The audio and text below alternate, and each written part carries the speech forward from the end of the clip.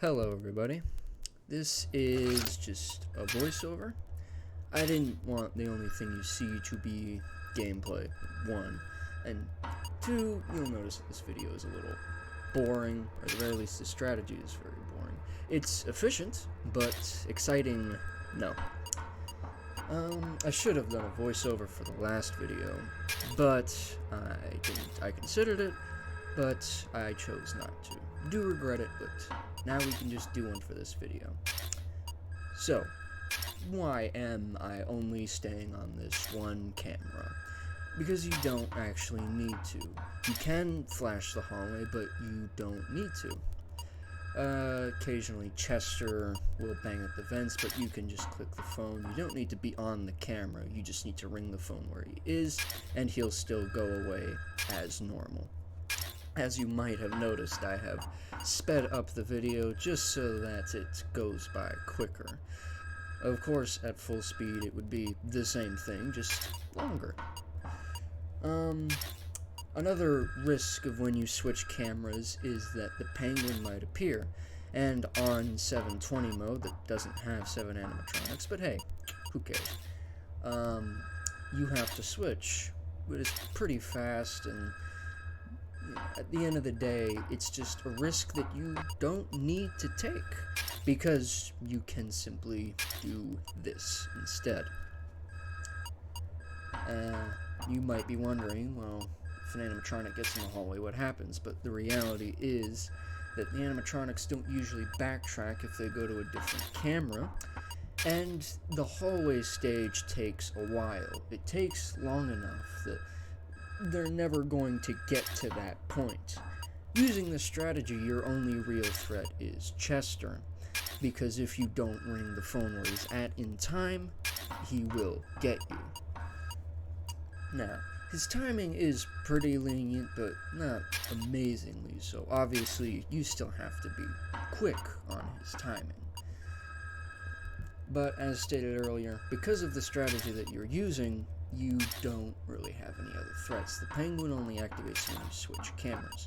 You might notice that Chester never appears on this camera, and that's simply because he won't appear on a camera that you are on, which makes left side attacks easier as you only have 2 possible options instead of 3, so they are vastly preferable.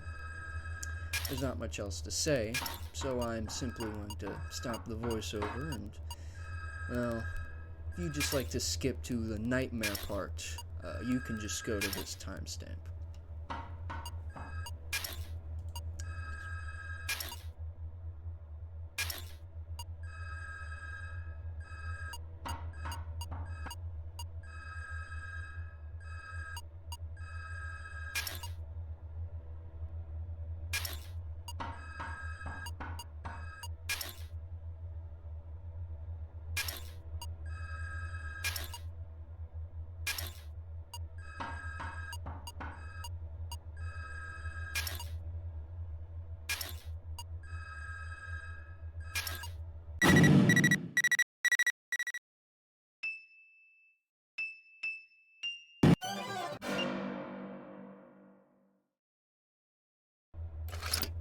Now, our strategy actually pretty much remains the same, because there's no need to deviate.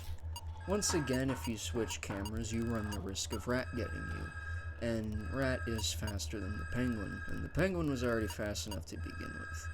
So, inevitably, it's just too risky and unnecessary. As with most animatronics, the Rat is pretty slow in his attack, and so is the cat. So if you just keep ringing that phone, they will won't have the time to get you, essentially.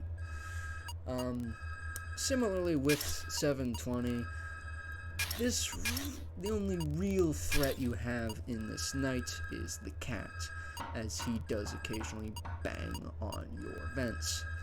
And he is faster than Chester, therefore, well, if you get to the last camera in an attack, you might not have the time.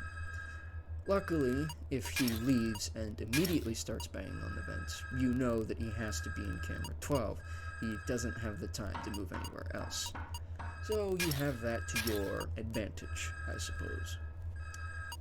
However, unfortunately, this night is much of the same, and is honestly easier than 720, even though it's supposed to be more difficult. I assume if you played the game normally, it would be more difficult. However, playing the most efficient way, it's pretty easy, since, as stated earlier, the only threat is the cat. And the cat doesn't always bang on his vents. Sometimes he'll just move around, go to the hallway, so inevitably it just ends up being less of a challenge, simply because there's less animatronics. On 720 you have 3 threats to worry about. On this night you have 2. I suppose you have 4 because of Chester, but Chester's easy enough to deal with on 720 that he doesn't really count.